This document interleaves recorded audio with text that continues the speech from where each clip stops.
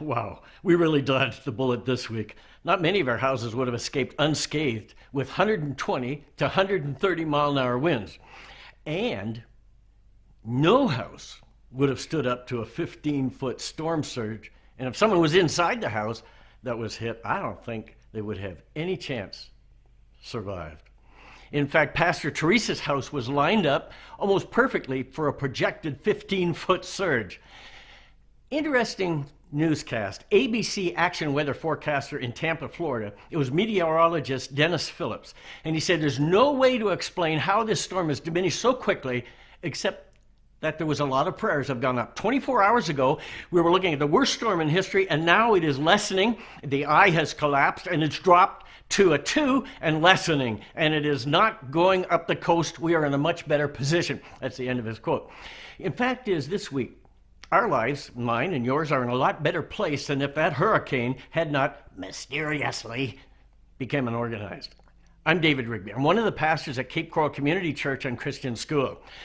I wanted to send out a quick note about two things. Firstly, many of us came through the hurricane with not a lot of damage. Typical of this church, we've been helping our neighbors and friends, and many of you have been asking me if there is someone else that needs help.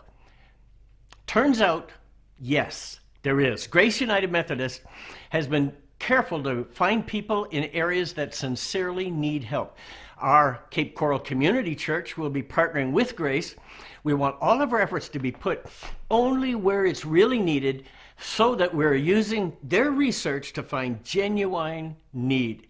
As we partner with Grace United Methodist Church, all the instructions on how to participate in helping others are at www.egracechurch.com/floodbucket. egracechurch.com/floodbucket.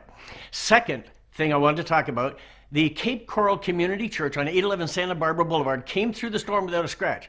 We are so grateful. This Sunday, we just need to stop everything and thank God for his goodness to us. God is so good. There's still plenty to do, but for our own well-being, we need to be refreshed, need to catch our breath. This Sunday, we're going to practice a few minutes of God's unhurried rhythms of grace. At 9 and again at 10:45, just come to a complete stop. Take a time out. Let's acknowledge God's goodness to us. I want to see you this Sunday, September 17th. I love being part of this caring church community. Together, we're learning how to live an abundant life promised by Jesus Christ and how to walk with a loving God.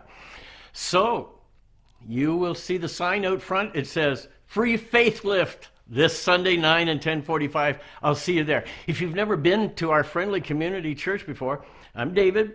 I'd love to meet you. Would you come in and introduce yourself to me? And I'm not hard to find. You'll find me right over by the donut table. We serve donuts and coffee. So come on in, relax. I'll be at the end of the donut table. Just say, yep, I'm a guest here. Introduce yourself. I'd be so glad to see you. So hopefully this Sunday, September 17th, we'll call a timeout, recharge our batteries, and get ready for another week. I'm David Rigby. See you Sunday. Bye-bye.